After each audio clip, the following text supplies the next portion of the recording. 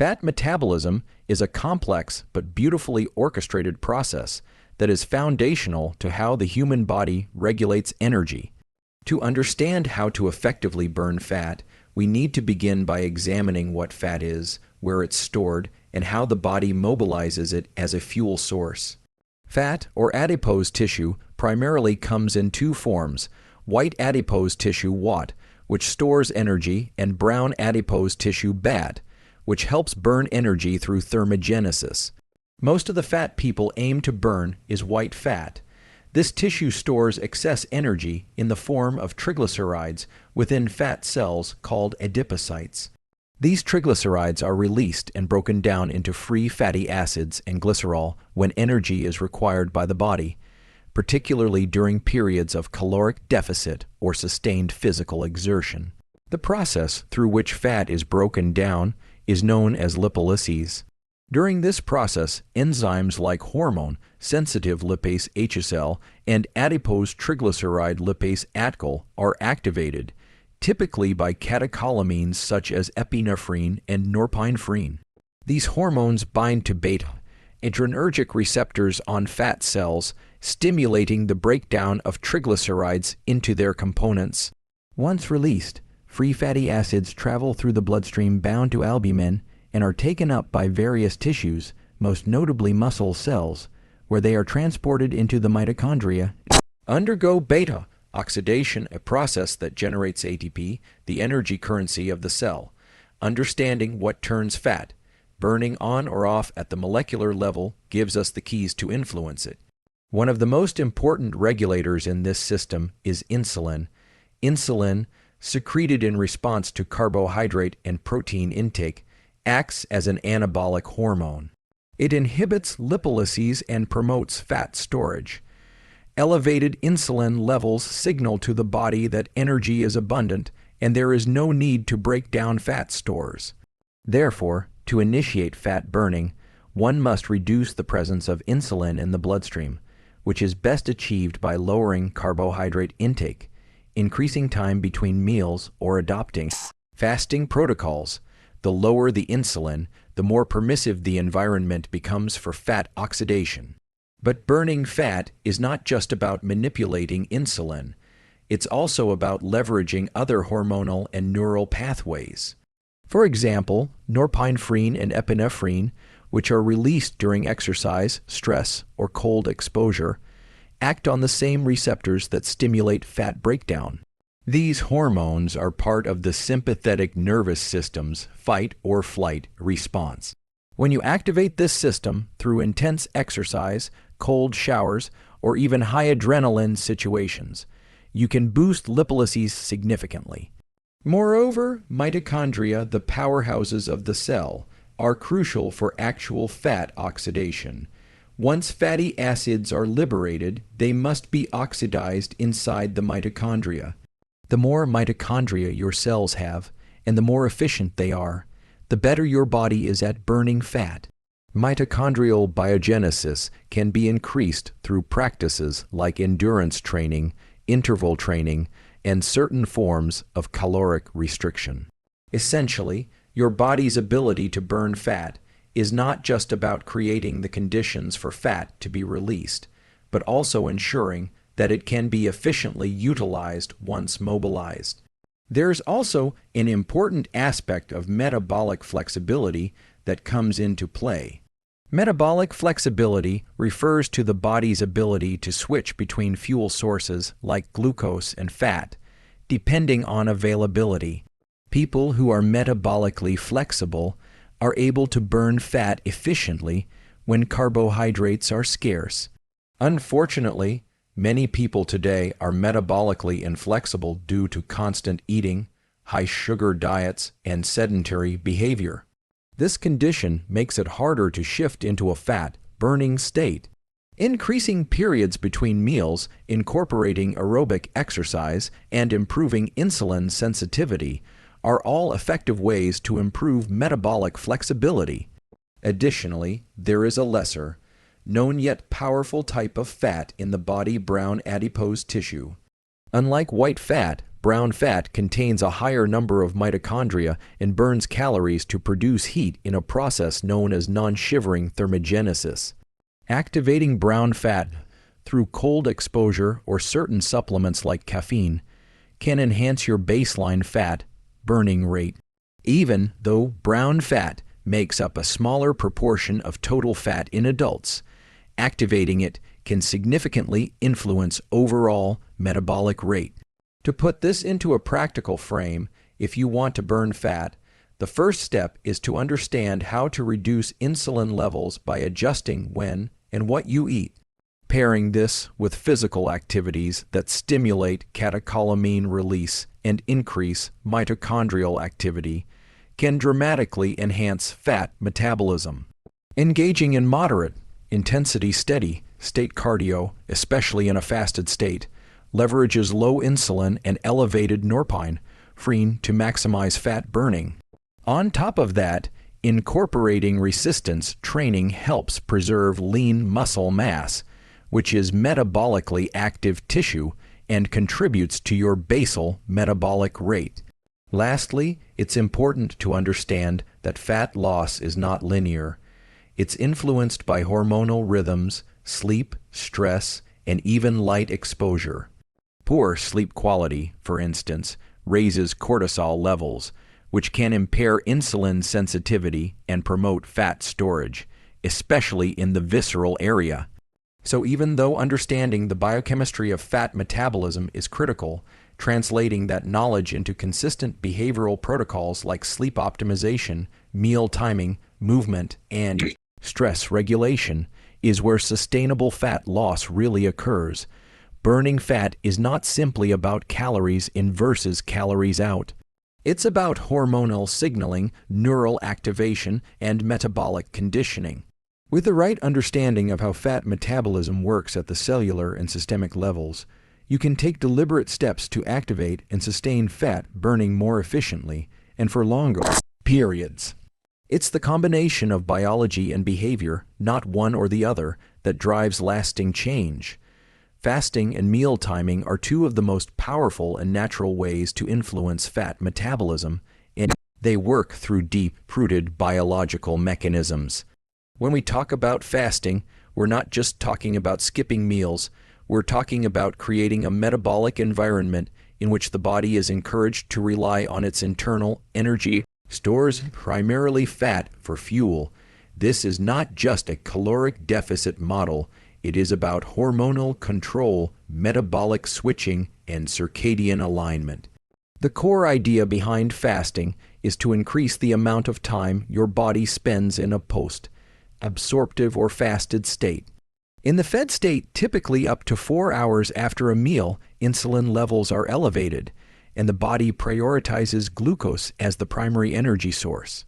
Any excess calories are stored as glycogen in the liver and muscle, and eventually as fat. Once insulin begins to fall, around 4 to 6 hours post-meal, the body starts transitioning to burning stored energy. If food intake is further delayed, glycogen stores begin to deplete, and the liver initiates gluconeogenesis and fat oxidation to meet the energy demands of the brain and body. During prolonged fasting or time-restricted feeding, insulin drops to very low levels, and counterregulatory hormones such as glucagon, norepinephrine, and growth hormone increase. These hormones stimulate the breakdown of fat stores and increase the availability of free fatty acids in the bloodstream. The liver converts some of these fatty acids into ketone bodies, which serve as an alternative energy source for the brain and other tissues. This state, often referred to as nutritional ketosis, is a strong marker that your body is primarily running on fat rather than glucose. Meal timing plays a critical role in reinforcing this metabolic switch. The human body is governed by circadian rhythms, roughly 24-hour cycles that influence nearly every physiological process, including metabolism, hormone secretion, and cellular repair. Eating in alignment with your circadian rhythm improves metabolic health and enhances fat oxidation. The central circadian clock, located in the suprachiasmatic nucleus of the brain, is primarily influenced by light. However, peripheral clocks, located in organs like the liver and gut, are primarily influenced by feeding times. This means when you eat can be just as important as what you eat. Eating earlier in the day, when insulin sensitivity is naturally higher, leads to better glucose and fat metabolism. Conversely, eating late at night, when melatonin is rising and insulin sensitivity is lower, leads to more fat storage and reduced fat oxidation. Studies show that individuals who eat most of their calories earlier in the day have better fat loss outcomes than those who eat the same number of calories later. This is likely due to a combination of better hormonal alignment, more efficient mitochondrial activity during daylight hours, and reduced nighttime cortisol spikes. Time-restricted feeding TRF protocols such as 16, 8 or 18, 6, fasting for 16 or 18 hours and eating within an 8 or 6 hour window have been shown to improve fat oxidation, reduce insulin levels, and support body composition improvements even when total caloric intake is not drastically reduced. This is because fasting windows help consolidate caloric intake, reduce snacking frequency, and naturally lead to reduced appetite and caloric intake over time. More importantly, they allow the body sufficient time to enter the fasted state where fat oxidation becomes dominant. Another crucial aspect of fasting is that it improves metabolic flexibility, the body's ability to switch between glucose and fat as primary energy sources. People who eat frequently or consume a high carbohydrate diet tend to rely heavily on glucose for energy. As a result, their bodies become less efficient at accessing and utilizing fat stores. Fasting, especially when combined with exercise, trains the body to upregulate enzymes and transporters that facilitate fat oxidation. Over time, this leads to increased endurance, reduced hunger, and greater access to fat as a fuel source. Fasting also exerts a positive effect on mitochondrial efficiency and biogenesis. When food is scarce, the body responds by enhancing mitochondrial function to maximize energy extraction from fat. This is part of a broader hormetic response, where mild stress like fasting leads to improved cellular resilience and performance. In this way, fasting doesn't just help you burn fat in the short term, it also conditions your cells to become better at fat metabolism over the long term. Additionally, fasting affects appetite, regulating hormones such as ghrelin and leptin. Ghrelin, the hunger hormone, tends to spike before habitual meal times but adapts over time when those meals are skipped. This means that feelings of hunger during fasting are often temporary and trainable. Leptin, which signals satiety, becomes more efficient in individuals who lose fat and regain hormonal sensitivity through fasting. It's also worth noting the role of autophagy, a cellular cleanup process that is upregulated during fasting. While not directly involved in fat burning, autophagy supports mitochondrial health, reduces inflammation, and optimizes cellular function, all of which indirectly enhance fat metabolism. From a practical standpoint, incorporating fasting and strategic meal timing into your routine doesn't require extreme deprivation. Starting with a 12-hour fasting window, for example, 8 p.m. to 8 a.m., and gradually extending it to 14 or 16 hours can be a sustainable and powerful tool. Prioritizing meals earlier in the day, avoiding late night eating, and ensuring you sleep during the fasting window can enhance the fat burning effects while also supporting circadian alignment. Ultimately, fasting and meal timing are not just weight loss hacks. They are deeply intertwined with your body's natural rhythms and energy systems. When used correctly, they offer a science-backed, sustainable, and highly effective way to shift your body into a state of fat metabolism, improve insulin sensitivity, and elevate overall metabolic health. When it comes to burning fat, not all forms of exercise are created equal. The human body responds to different types of physical activity in very specific ways, and understanding those responses allows us to leverage exercise as a tool to maximize fat oxidation. It's not just about calories burned during the workout, but how that exercise influences metabolic processes, hormone profiles, and substrate utilization during and after the session. The key lies in selecting the right type, intensity, and timing of exercise to optimize the body's ability to access and burn fat stores efficiently. Low to moderate intensity aerobic exercise is particularly effective at mobilizing and oxidizing fat. This includes activities like brisk walking, slow jogging, cycling, swimming, or hiking at a pace where you can maintain a conversation, often referred to as Zone 2 cardio.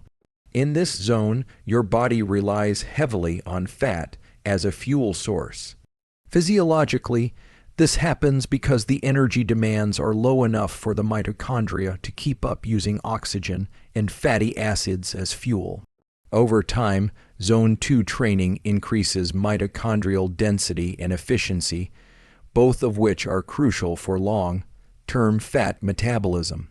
This form of training doesn't just help you burn fat during the workout. It improves your body's baseline ability to use fat as fuel throughout the day. On the other end of the spectrum, high-intensity interval training HIIT offers a different set of benefits for fat loss. HIIT involves alternating between short bursts of intense activity and periods of lower intensity or rest. This type of training depletes muscle glycogen quickly, stimulates a powerful release of catecholamines like epinephrine and norepinephrine, and creates a strong afterburn effect, formerly known as excess post-exercise oxygen consumption (EPOC). During EPOC, the body continues to burn calories at an elevated rate for hours after the session ends, with a greater proportion of those calories coming from fat. HIIT also increases growth hormone and testosterone, which support fat mobilization and muscle preservation. Although HIIT relies more on carbohydrate metabolism during the exercise itself, the hormonal environment it creates enhances fat burning in the hours following the session. Resistance training, while not traditionally considered a fat-burning activity, is equally important for optimizing body composition. Strength training increases lean muscle mass, which is metabolically active tissue. More muscle means a higher resting metabolic rate, which means you burn more calories and fat even while at rest. Moreover, compound movements like squats, deadlifts, and pull-ups elevate heart rate, increase energy demand, and stimulate hormone release in a way that supports fat loss. Perhaps more importantly, resistance training preserves muscle during periods of caloric deficit or fasting, ensuring that most of the weight lost is fat rather than lean tissue. Combining different modalities of exercise can have a synergistic effect. For example, fasted Zone 2 cardio in the morning takes advantage of low insulin levels and already depleted glycogen stores, making fat the dominant fuel source. Later in the day, strength training or HIIT can further deplete glycogen, stimulate muscle protein synthesis, and elevate fat-burning hormones. This kind of sequencing not only maximizes fat oxidation, but also trains the body to become metabolically flexible, capable of switching between fuel sources based on demand. Timing and frequency of exercise also play a critical role. Engaging in physical activity during the circadian daytime, especially in the morning, has been shown to enhance fat metabolism, improve insulin sensitivity, and align better with hormonal rhythms. Morning exercise also has the added benefit of lowering resting cortisol throughout the day, which can help with appetite control and reduce stress-related fat storage, particularly in the abdominal area. Consistency matters more than duration. Regular, moderate exercise, even 20 to 30 minutes daily, produces more sustainable fat loss results than sporadic high-intensity efforts. Exercise also interacts with other physiological systems that influence fat storage and mobilization. For example, movement improves insulin sensitivity, meaning your cells become better at clearing glucose from the blood. This reduces insulin levels, which, as mentioned previously, frees up the body to burn more fat.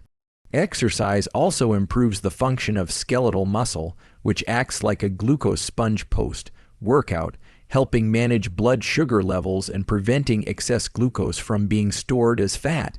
Breathing rate and oxygen availability during exercise are additional variables that influence fat metabolism. During lower intensity aerobic activity, oxygen supply is sufficient, allowing mitochondria to preferentially use fat as fuel. As intensity rises and oxygen demand outpaces supply, the body shifts toward carbohydrate metabolism. This is why Zone 2 cardio, which keeps you just below the anaerobic threshold, is considered optimal for fat oxidation. Cold exposure during or after exercise can also enhance fat burning. Post-exercise cold exposure increases norepinephrine and may stimulate brown fat activation, further boosting thermogenesis and metabolic rate. While this area is still under active research, preliminary findings suggest that combining cold exposure with exercise can amplify fat loss efforts, especially in individuals with higher levels of brown adipose tissue activity. Sleep and recovery after training are equally essential. Poor sleep impairs glucose metabolism, increases cortisol, and reduces leptin and growth hormone, all of which negatively impact fat burning. Prioritizing 7 to 9 hours of high-quality sleep ensures that the hormonal signals produced during exercise are translated into actual fat loss and muscle preservation. Moreover, adequate sleep restores neurotransmitters like dopamine and serotonin, which regulate appetite and motivation to continue training. In summary, strategic use of exercise to burn fat involves more than just picking a workout. It's about leveraging biology, choosing the right intensity to match fuel systems, timing workouts to align with circadian and hormonal patterns, and combining resistance, aerobic, and interval training to amplify fat metabolism both during and after the session. Exercise, when approached with intention and biological understanding, becomes not just a tool for burning calories, but a system-wide upgrade that transforms how your body accesses, stores, and burns fat. Sleep is one of the most overlooked yet profoundly impactful factors when it comes to burning fat. While nutrition and exercise often dominate the conversation around fat loss, it is during sleep that many of the body's most important fat, burning, and hormone regulating processes occur. Poor sleep can sabotage even the most disciplined nutrition and training protocols by disrupting the delicate hormonal and metabolic balance that governs how we store and utilize fat. When you sleep, your body enters a deeply restorative state. During this time, several critical hormones are released in rhythmic patterns that directly influence fat metabolism. One of the most important is growth hormone. Secreted primarily during slow-wave sleep, growth hormone plays a significant role in mobilizing fat from adipose tissue and supporting lean muscle maintenance. This hormone enhances lipolysis, the process of breaking down triglycerides into free fatty acids for use as fuel. Inadequate or fragmented sleep reduces growth hormone secretion, thereby impairing fat mobilization and slowing down your metabolic rate. Cortisol, often misunderstood as a purely negative hormone, also follows a circadian rhythm and plays a role in fat metabolism. Under healthy sleep conditions, cortisol peaks in the early morning to help you wake up and remains low throughout the day. However, when sleep is disrupted or shortened, Cortisol levels become elevated at inappropriate times, especially in the evening and night. Chronically elevated cortisol can lead to increased appetite, cravings for high-calorie foods, and preferential storage of fat in the abdominal region. It also impairs insulin sensitivity, which further inhibits the body's ability to burn fat effectively. Melatonin, known for its role in regulating sleep-wake cycles, also has indirect effects on metabolism. As melatonin rises in the evening, it signals to the body that it is time to wind down. This hormonal signal helps synchronize peripheral clocks in organs like the liver and pancreas, which are involved in glucose and fat metabolism.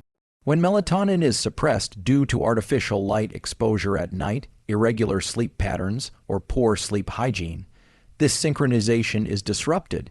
As a result, insulin sensitivity drops, and metabolic processes related to fat oxidation become less efficient. In other words, poor melatonin in regulation makes your body more prone to fat storage, especially if you are eating late at night. Another important player in the sleep, fat connection, is the sympathetic nervous system. During restorative sleep, the parasympathetic branch of the autonomic nervous system becomes dominant. This promotes cellular repair, digestion, and recovery. However, when sleep is inadequate, the sympathetic, or fight or flight system remains activated. This chronic activation raises stress hormones and promotes fat storage while impairing digestion and fat mobilization. Simply put, your body becomes metabolically conservative, holding onto energy stores rather than burning them. Sleep also has a profound impact on appetite, regulating hormones G, ghrelin, and leptin. G, ghrelin, is the hormone that stimulates hunger, while leptin signals satiety. Sleep deprivation increases G, ghrelin levels and decreases leptin levels, creating a perfect storm for increased hunger and reduced feelings of fullness. This hormonal shift pushes you toward higher calorie intake, especially from carbohydrate-rich, high-fat, and hyperpalatable foods. It also increases the likelihood of nighttime snacking and overeating, both of which contribute to excess fat storage. Even a single night of poor sleep has been shown to significantly impair insulin sensitivity the next day. This means that after sleeping less than 6 hours, your cells become less effective at absorbing glucose from the bloodstream. In response, the pancreas compensates by releasing more insulin. Elevated insulin, as we know, is a strong inhibitor of fat breakdown. Over time, this leads to a state of chronic hyperinsulinemia, metabolic inflexibility, and increased fat accumulation, particularly in visceral areas. Circadian alignment is another crucial element. The human body evolved to operate on a roughly 24-hour cycle, with wakefulness and feeding during the day and rest and repair at night. Misaligning your sleep schedule, such as staying up late or working night shifts, disrupts this cycle and impairs fat burning efficiency. Eating at irregular times, especially during biological night, further compounds the issue by creating a mismatch between the central and peripheral clocks. This internal desynchronization leads to metabolic dysfunction, inflammation, and impaired energy expenditure. The good news is that optimizing sleep for fat loss doesn't require elaborate interventions. Consistency in sleep and wake times is the foundation. Going to bed and waking up at the same time each day, preferably with exposure to natural light in the morning, helps regulate melatonin and cortisol patterns. Limiting blue light exposure in the evening by dimming lights and avoiding screens can significantly improve melatonin in production and sleep onset. Temperature also plays a role, keeping the room cool. Around 65 to 68 degrees Fahrenheit supports deeper sleep and may even promote slight increases in brown fat activation, which burns calories through thermogenesis Exercise earlier in the day also improves sleep quality by enhancing slow, wave sleep and regulating circadian rhythms. However, high-intensity training late at night may delay melatonin in onset and increase nighttime cortisol, so it should be approached with caution. Nutrition, too, matters. Avoiding caffeine in the late afternoon and refraining from large meals or alcohol close to bedtime can prevent disturbances in sleep architecture that impair recovery and fat metabolism. In summary, sleep is not passive downtime. It's an active and dynamic state where many of the body's fat burning processes are regulated. Hormones, metabolism, appetite, and energy balance are all orchestrated during sleep in ways that directly impact your ability to burn fat efficiently. When sleep is optimized, every other system involved in fat loss operates more effectively. And when it's neglected, no amount of dieting or exercise can fully compensate. Sleep, therefore, is not just a pillar of health. It is a powerful, science-backed fat loss tool that works in harmony with your biology to create long-term, sustainable results.